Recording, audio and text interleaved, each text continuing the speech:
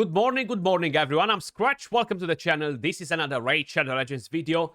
Guys, we have the new Yuletide event that just started and it's meant to bring a free legendary champion for everybody in Raid Shadow Legends. Now, of course, there's always a twist with another twist, so we're gonna dissect all the information that we have so far because there are quite a few things that you need to be aware before you're even embarking on this journey to collect the free legendary champion. So right here, at the events tab, how you may notice, it completely got reworked for the entire duration of the month.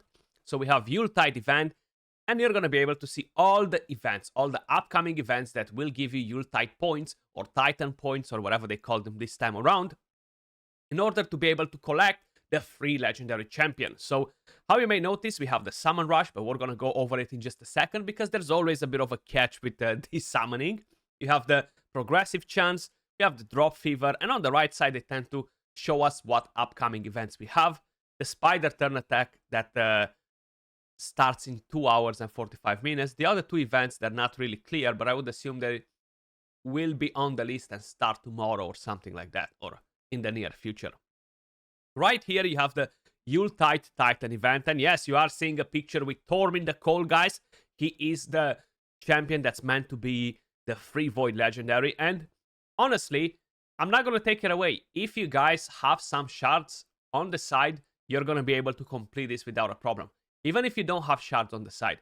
If you are end game, okay, if you're end game and you're dropping a Nightmare, Brutal, Ultra Nightmare Clan Boss every single day, you're going to get the shards that you need. If you're completing events, you're going to get the shards that you need.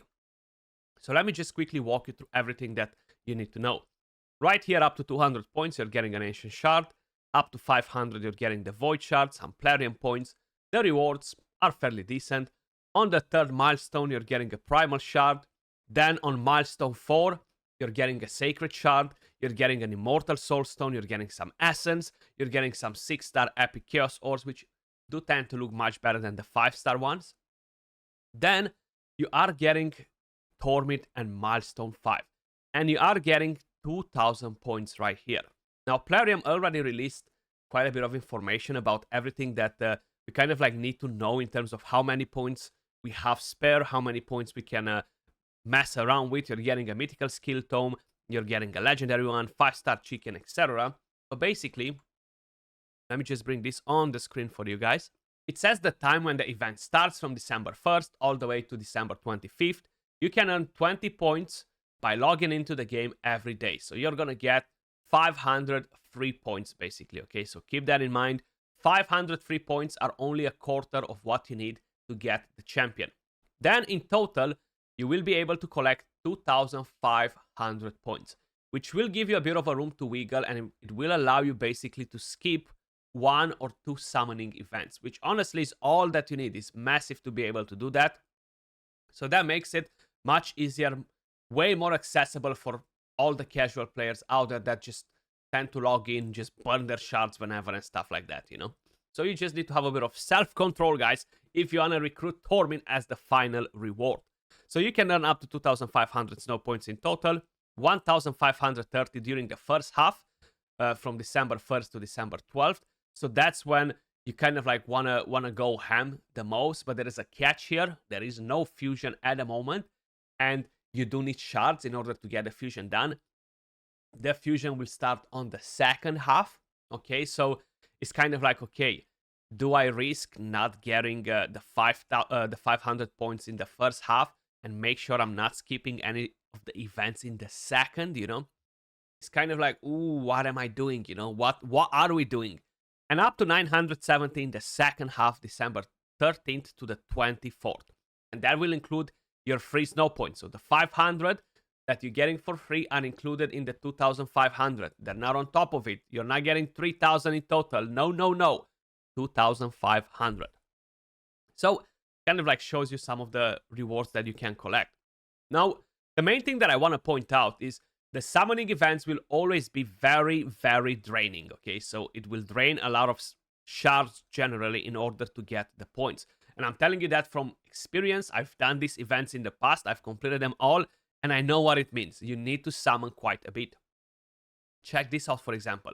So we have the very first Summon Rush that is basically involved with snow points, and you're getting 100 at 2,350. This is the equivalent of 4 Sacreds and a couple of Voids, basically. Then you are getting 200 more at 4,100, guys, okay? So expect this in every single summoning event. Just the very first summoning event gives you 300. Now, if you're not able to collect the first ones right here, this will put you in a bad spot because the next ones will pretty much be in the same sort of situation. Not to mention the next thing. We do not know how many summoning events we will have during mid-week. Okay, in the past we had Summon Rush Tuesday, Wednesday.